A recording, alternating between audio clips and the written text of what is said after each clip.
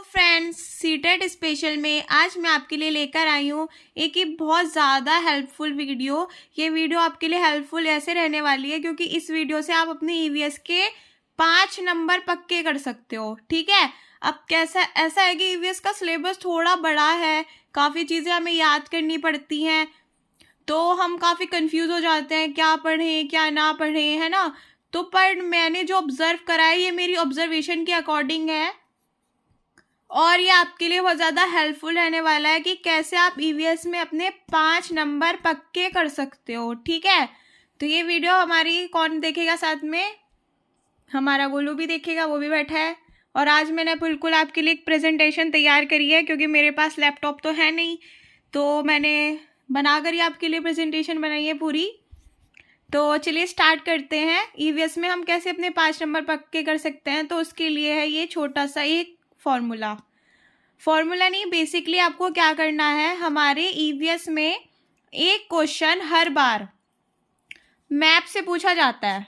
इस like map से ये क्वेश्चन ऐसे पूछा जाता है कि आपसे पूछ लेगा कि मैप में आप दिल्ली में हो और आपको क्या है, गुजरात जाना है, तो गुजरात यहाँ हो गया। ठीक है, और उसमें आपको जाना है, क्या नाम है, बंगाल जाना है, तो बंगाल आपका ऐसे में पड़ता है ना। तो ये पूछ लेगा कि ये कौन सी दिशा में पड़ेगा आपको। इस तरह से मैप से क्वेश्चन आते हैं, तो आपको क्या करना है, बेसिकली एक नंबर अपना पक्का करने के लिए मैप रीड करके जाना है।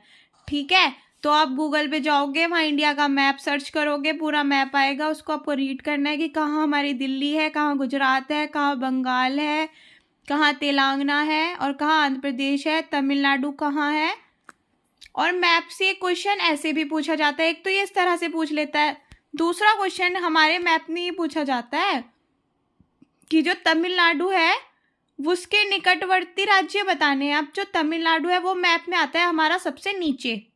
ठीक है, अब उसके निकटवर्ती कौन कौन से राज्य हैं, जैसे केरल हो गया, वो उसके पास में है, कर्नाटक, आंध्र प्रदेश। तो इस तरह से आपको एक मैप को अच्छे से रीड करके जाना है, ये आपका एक नंबर तो पक्का करवा देगा। नेक्स्ट क्वेश्चन है, आता है हमारा थीम से रिलेटेड। हमारे ईवीएस में जैसे कि आपको पता है 6 थीम है, मुख्य थीम यानी प्रकरण बोल लो आप उसको हिंदी में, प्रकरण हमारे कितने हैं, 6 प्रकरण हैं, वो मैं आपके लिए लाई हूँ नीचे लिखकर। पहला है हमारा परिवार एवं मित्र, दूसरा भोजन, तीसरा पानी, चौथा आवास, 5वां यात्रा, छठा हम चीजें कैसे बनाते हैं। तो ये हमारे 6 प्रकरण हैं।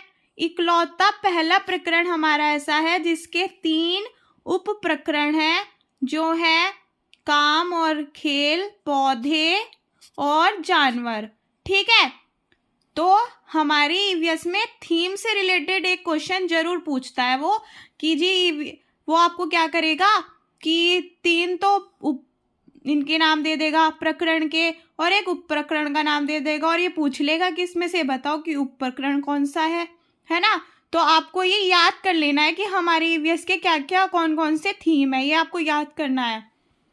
नेक्स्ट हमारा, तो इससे आपको एक नंबर और पक्का हो गया। अब हमारा नेक्स्ट आता है, एक ईवीएस में क्वेश्चन एक न्यूमेरिकल जरूर आता है सॉल्व करने के लिए, और ये जो न्यूमेरिकल आता है ये होता है हमारा इस फॉर्मूले पे बेस, चाल बराबर दूरी बटे समय।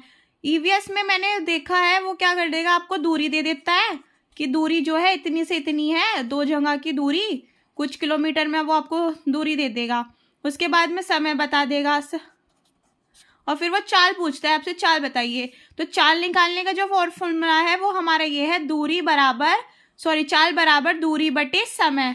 तो ये फॉर्मूला अगर आप इस फॉर्मूले से क्वेश्चन करके देखना तो आपको क्या है, आपका एक नंबर फिर पक्का हो जाएगा। एक और नेक्स्ट हमारा क्वेश्चन आता है दिशा से ऊपर।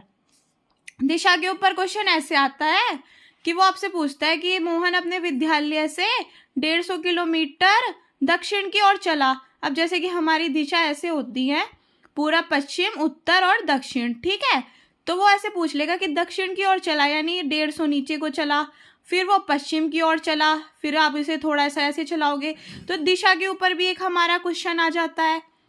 तो आपको दिशा का क्वेश्चन भी सॉल्व करके जाना है। ये 101% आएंगे। ये जो क्वेश्चन है ना, ये क्वेश्चंस ऐसे हैं ये पूछे जाने ही जाने हैं और आप इनमें अपने 5 नंबर पक्के कर सकते हो। नेक्स्ट क्वेश्चन हमारा आता है घर के ऊपर।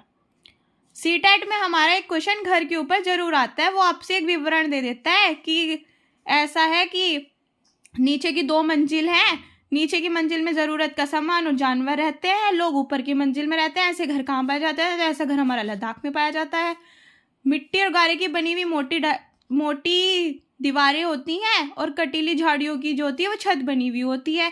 तो ऐसे घर हमारे राजस्थान में पाए जाते हैं। तो मोस्टली क्या होता है, वो लद्दाख, राजस्थान, आसाम, इन घरों के बारे में ज़्यादा पूछता है। तो आप इन घरों के बारे में पढ़ के जाना कि लद्दाख के घर की क्या विशेषता है, राजस्थान के घर की क्या विशेषता है और आसाम के घरों की क्या विशेषताएं हैं। तो एक घर के बारे में आप ज़रूर पढ़ के जाओगे। तो ये अगर आप इनको क्लियर कर लेते हो तो आपके 5 नंबर पक्के हैं। और ये हमारी थीम है। उम्मीद करती हूँ वीडियो आपके लिए बहुत ज़्यादा हेल्पफुल रही होगी। मिलते हैं ऐसी नेक्स्ट वीडियो में। Thank you. All the very best for your exam.